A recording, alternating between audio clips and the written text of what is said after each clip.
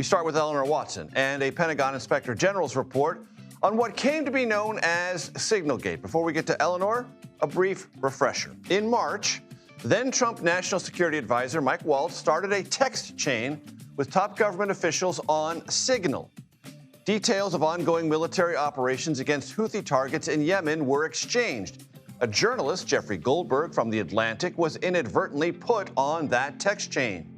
After carefully confirming the authenticity of those texts, Goldberg reported what played out across this non-secured app known as Signal. It had details about operations, targets, and military assets. A Pentagon investigation ensued. We now have the conclusions. Eleanor joins me here at the family table. What do we know? What are the conclusions? Well, from our sources who have seen the report makes 2 points. One, that by sharing these details in a Signal chat about an operation ongoing, about to start in Yemen, the secretary risks endangering troops and the mission. The report, according to our sources, also makes the point that the secretary violated Department of Defense protocols by using a personal phone to conduct official business. The details in those messages posted by The Atlantic after the Defense Department and the administration denied the existence, those details included the launch times of the aircraft, the type of the aircraft before they launched, and the exact time when the first bombs will definitely drop. We know from our sources that those details were passed from Central Command to Secretary Hegseth with the appropriate classification markings before the secretary shared them into the chat. What the report doesn't get into, according to our sources, is how or if the secretary declassified those before he shared them. It only notes that he has that authority. The Pentagon has launched onto that to say that this report exonerates him from any allegations that he shared classified information, and the case is closed. But scrutiny will unlikely end because these details are, at the very least, very sensitive, and the report hasn't even been released to the public yet. They're operational details. They are of a classification that may not be top secret, but they are of some secrecy. Mm-hmm. And the government wants to keep those things out of public view while they're going on. That's basic. Correct? Correct. And that didn't happen.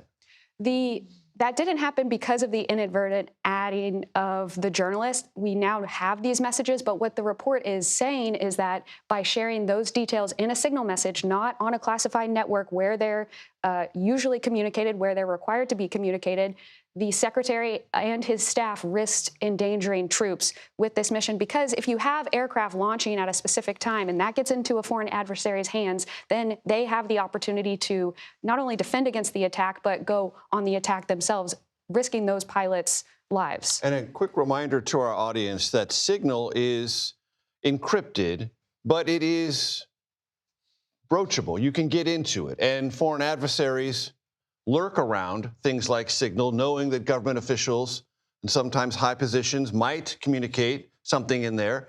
And so it is a place of vulnerability, recognized by the Trump administration when it first came in, advising, if I remember correctly, Eleanor, top officials not to engage in anything that was even potentially secret on Signal. I don't know about the administration as a whole putting out that guidance, but I know Pentagon policy in the lead up to this was that Signal should not be used for classified information. And I should note that the report, when it comes out tomorrow, is not just about these messages that were in the Atlantic that Jeffrey Goldberg was added, but it came out later that the secretary was using Signal for other group chats having to do maybe with this mission, but also potentially other. The report is supposed to look at his entire use of the commercial apps for sensitive information. Eleanor Watson, thank you so very, very much. I appreciate it.